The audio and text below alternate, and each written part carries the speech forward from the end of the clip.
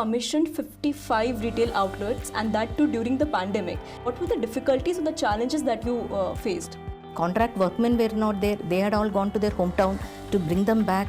Then supply logistics, material, arranging cement or brick or all those things, vehicle movement were restricted during those days. So is there any value, habit or perspective that you surprisingly picked up from your daughter? Her steady resolve is something I have I got inspired, I would say.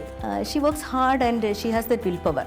So that is something I have imbibed from her. What core habits or principles have helped you repeatedly turn your goals into results? Extraordinary results doesn't come with extraordinary talent. 3 principles I work on. First is integrity. Second thing is ownership.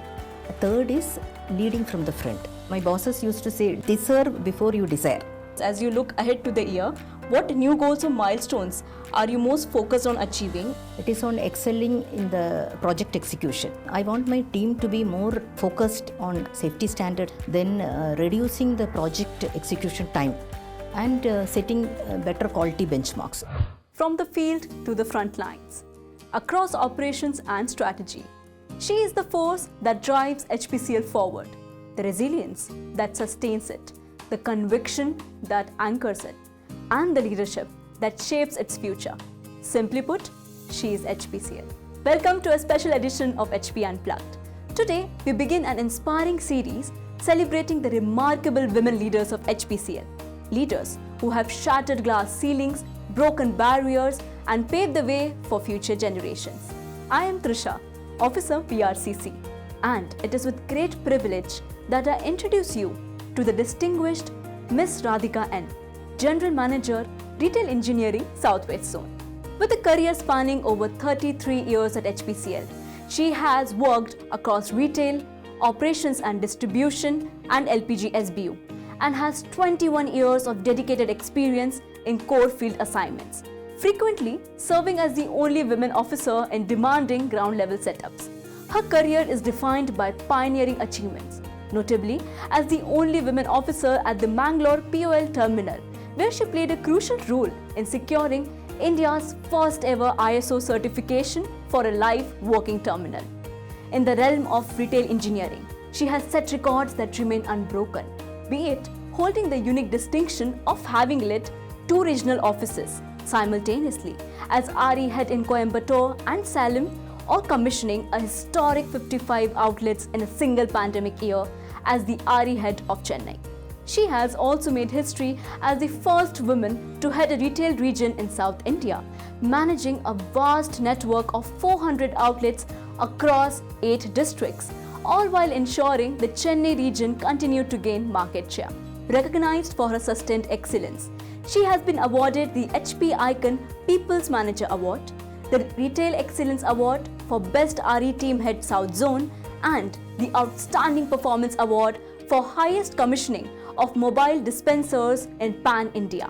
Given her remarkable journey of leadership and resilience, it is an honor to hear from her today.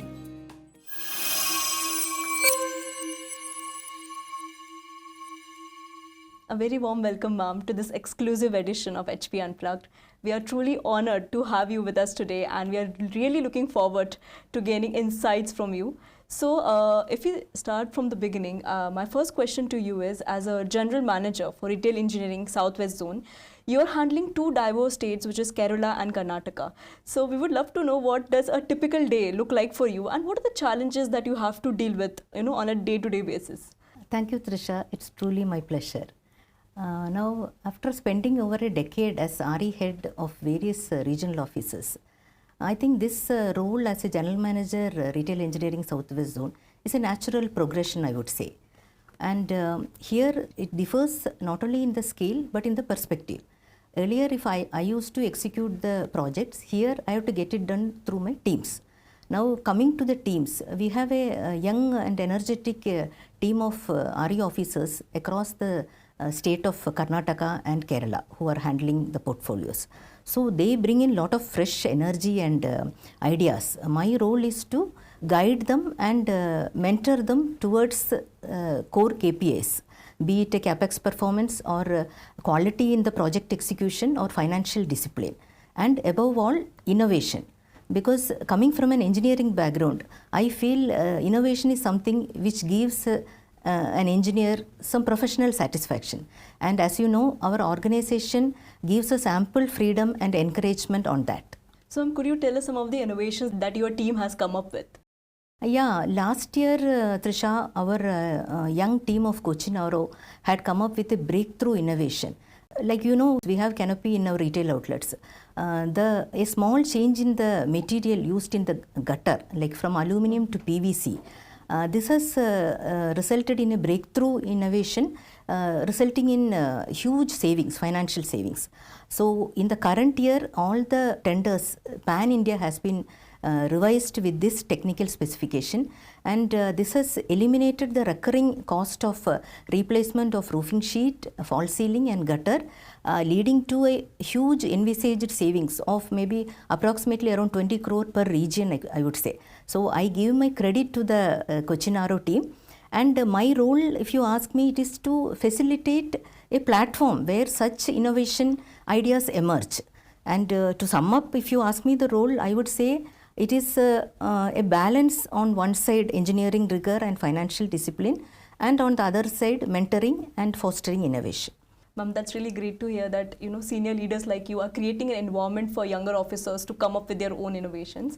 So if we start from your journey, you have over 33 years of experience with HPCL and you have worked on field for more than 21 years. So could you please walk us through your professional journey and also tell us about the milestones that you were proud to be a part of? After completing my BTech in Electronics and Instrumentation from College of Engineering, Trivandrum, my first posting was in Hindustan Bhavan LPG department, our marketing headquarters office. So those days are very different, Trisha. You may not even be able to connect to it. See, a train journey from Trivandrum to Mumbai meant 44 hours travel. And a flight journey is unimaginable because it would cost more than a month's salary. So coming from a smaller conservative city like Trivandrum to the headquarters office in Mumbai, being a large city, that shook me from my comfort zone, I would say. And the scale and the magnitude of city like Mumbai, and of course working in a corporate office like LPG department marketing office, I learned interdepartment coordination or interacting with seniors. The corporate life per se, I learned from Mumbai. So after my 4 years in Mumbai, I was transferred to Coimbatore RO, where I handled operations, purchase, engineering, everything, because it was before the concept of SBU. My first defining posting, I would say, came in the year 2000 when I was posted in Mangalore POL terminal. See, those days women were never, hardly posted in work location like that. So I would say that experience was my first defining moment. There I was handling terminal automation, then supply chain logistics, distribution, TT gantry, planning, purchase, and in addition I was entrusted with a unique assignment of getting an ISO certification in quality management system and environment management system for a working terminal.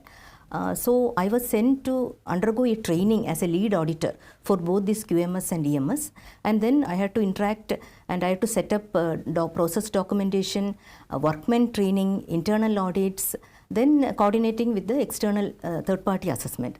And Mangalore POL terminal was the first terminal in the country amongst OMCs to get ISO certification for both QMS and EMS. So after that fulfilling tenure in Mangalore terminal, I was posted to South Zone. That was erstwhile South Zone, which has all the 5 states. I handled purchase for a short time, and then I was transferred to SOD, where I was handling this POL tender, transportation tender for the industry. So here I was in a manager grade. I used to coordinate for all the 4 states, and their industry members used to be GMs and DGMs. For each state, different state concept they had. So that was a huge responsibility and a recognition, I would say. And after that, I was posted as RE head in various regions, and then culminated with the retail arm of Chennai RO. So I would say my retail SPU journey started 15 years back, and it's still continuing.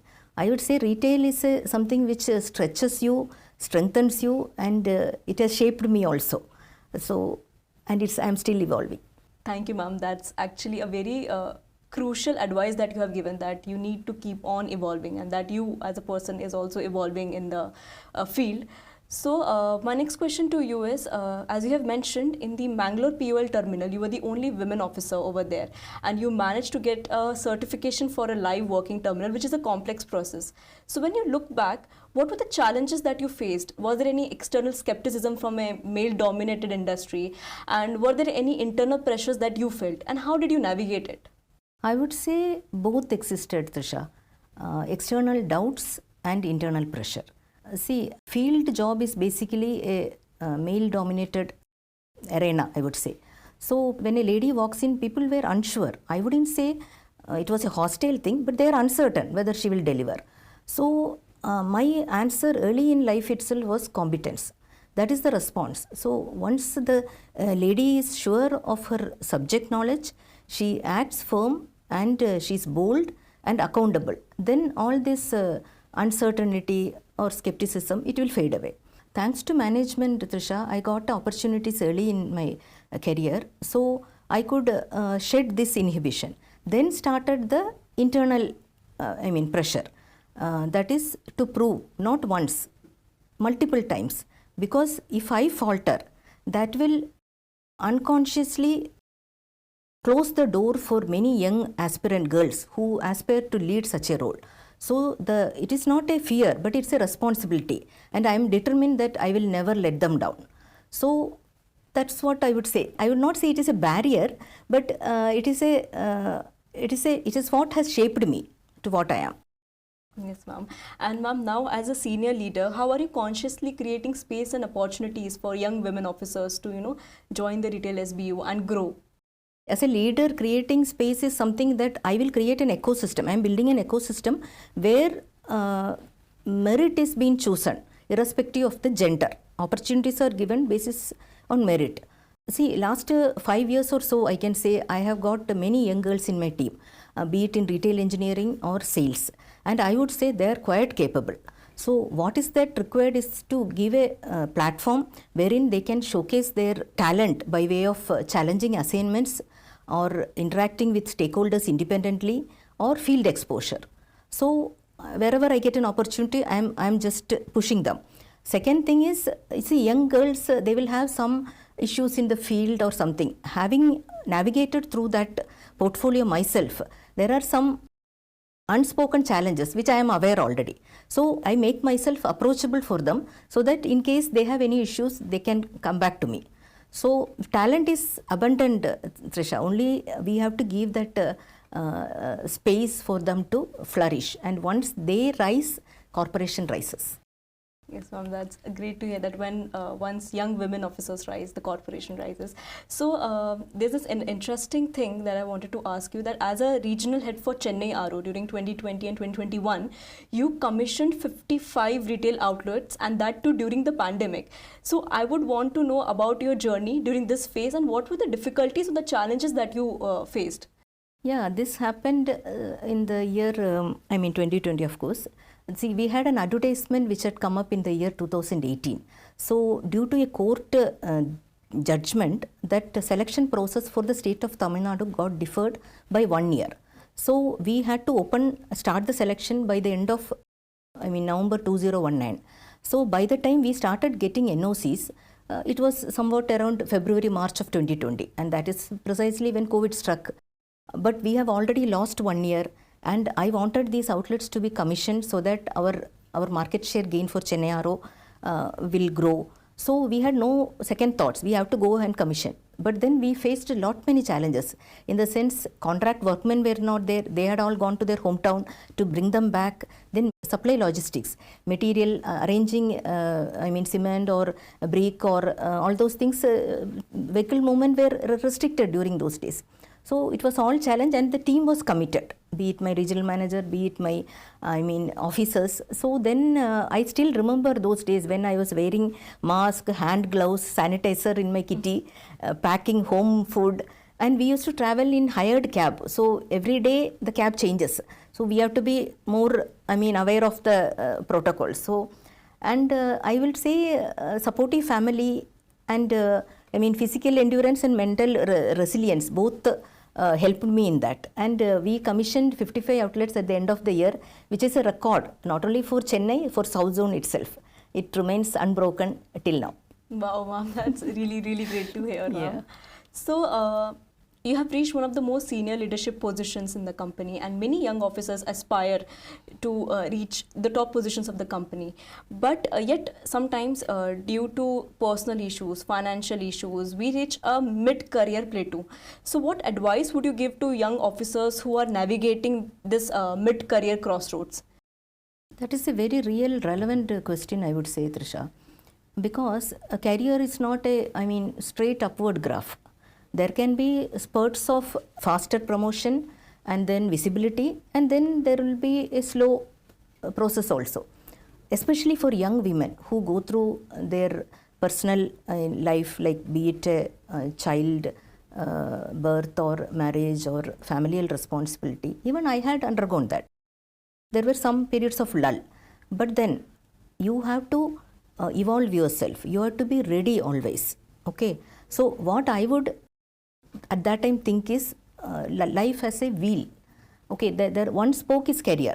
There are other spokes, which is like family, which is your health, your inner growth, your maybe children. All these spokes have to be, you have to balance all these spokes. So my key is to strengthen all the spokes. Each time one spoke may demand your attention. So the what you have to do is strengthen all the spokes so that the wheel of life is balanced and it moves steadily.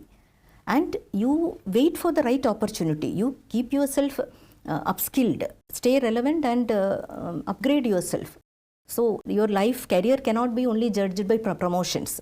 So like I would say this is a pause, not a plateau. You use the word plateau, but this is a pause, and you can take it as a consolidation phase before the big leap.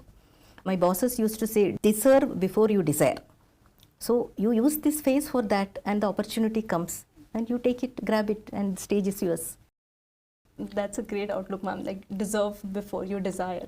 So you have said that it's not a plateau, but it's a pause, and for that you need to upskill yourself so that when the time comes, you can take that leap of faith. You were nominated by HPCL for the Executive MBA program at the SPJN Institute of Management and Research, and you were the only women officer and sole representative from the South Zone. So how was that experience for you, navigating your professional, personal and also student life? What was it for you? Yeah, it came in the year 2005, almost 13 years after I joined the company. And I would say it was very rigorous, assignment.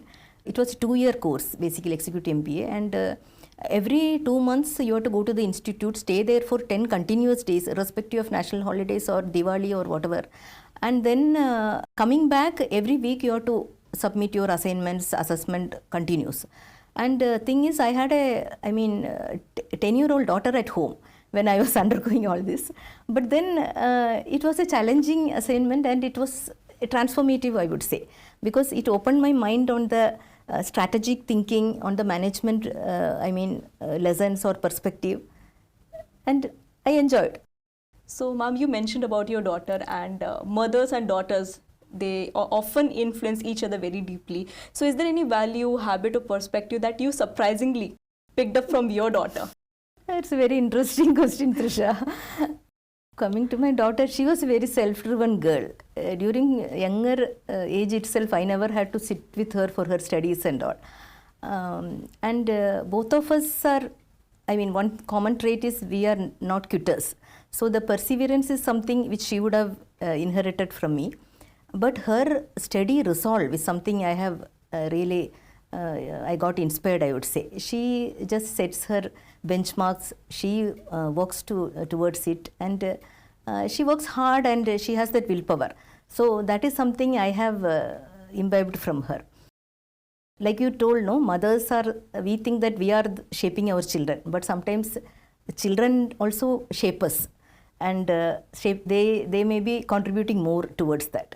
So today when I look back, I see a confident, young, self-driven individual as she has developed. It makes me feel with immense, happiness and pride. That's great to hear, ma'am. And ma'am, on the personal front, how do you unwind from all the stress? See, last 2 years I have taken fitness very seriously. So I do yoga every day, morning around 30 to 40 minutes. And cooking is something where I unwind. Especially early morning, I do cooking. I will listen to spiritual talks. I have a small setup of a speaker in my kitchen. So that quiet silent time in the morning where I listen to the spiritual talks is the time when I connect to my inner self. And evenings I try to clock my 10K steps. So that time I listen to audiobooks on management and all. So that walking help plus it will be a journey of learning journey. So recently I have listened to Ikigai and Good to Great, 2 audiobooks I completed. So that's it. I don't have time to sit and read. So this is how I compensate for that. Ma'am, that's great to hear, ma'am, that you listen to audiobooks during your walk in the evenings. And you mentioned about listening to audiobooks related to management. So my next question is that you have won HP Icon People's Management Award, and your success across roles has been remarkably consistent. So when you reflect on your journey, what core habits or principles have helped you repeatedly turn your goals into results? And how do you unlock potential in yourself and in your team? See, I have always believed that extraordinary results doesn't come with extraordinary talent. It comes from when ordinary individual believes in themselves and they stretch, then extraordinary results come. So my basic 3 principles I work on, my leadership style or management style you can say. First is integrity. I have always lived by HP first values, free, frank and fair. So when you bring credibility on the table, people normally respect you. Second thing is ownership. When a responsibility is entrusted on you, there are no 2 ways on it. You own it and you deliver it. Simple. Third is leading from the front. As a leader or a team head, I am on the field with my sales officer, be it sales officer or wherever. So I'm very approachable. So when the team knows that the leader is accessible and leader has trust on them, they just come out of their comfort zone and they deliver. So I would say the talent is not, absent. It is very much present, but it needs to be unlocked. So when you trust your team and when you are behind them, they just deliver exceptionally. That's my experience. So, ma'am, as you said, it is important for individuals to stretch themselves in order to unlock their potential. And on the other hand, the managers also need to be approachable so as to help them reach that stage. So, my next question to you is, as you look ahead to the year, what new goals or milestones are you most focused on achieving? And are there any new benchmarks that you aspire to lead and that you would like to share with us today? So, my current year, future focus will be on 3 things again. It is on excelling in the project execution. That is number 1. I want my team to be more focused on safety standards, enhancing safety standards, then reducing the project execution time and setting better quality benchmarks. This is for the basically NRO construction and the modernization projects.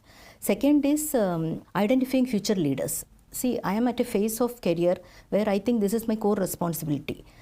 You need to give ample opportunity. You need to first identify the officers with having that potential, then give them the stage or opportunity wherein they can exhibit this, and then so that the corporation grows. And third thing is inner growth, where I need to grow, professionally and intellectually. And your final question as regards my aspiration, I would say if corporation entrusts me with further higher responsibility, I would take it as an opportunity to contribute with integrity and ownership in the same way that I have exhibited till now. And I truly believe my best is yet to come. The best is yet to come. So thank you so much, ma'am, for doing this exclusive edition of HP Unplugged today with us. We are truly honored to have you with us. Thank you, Disha. It's my privilege.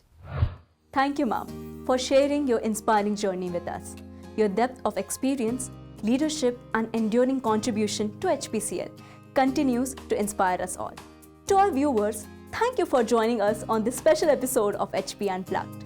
We have many more such episodes lined up as we continue to spotlight the journeys of incredible women leaders. We hope today's conversation has resonated with you. Do share your thoughts in the comments and join us in celebrating the women leaders who are shaping the present and future of HPCL. A true reflection of She is HPCL.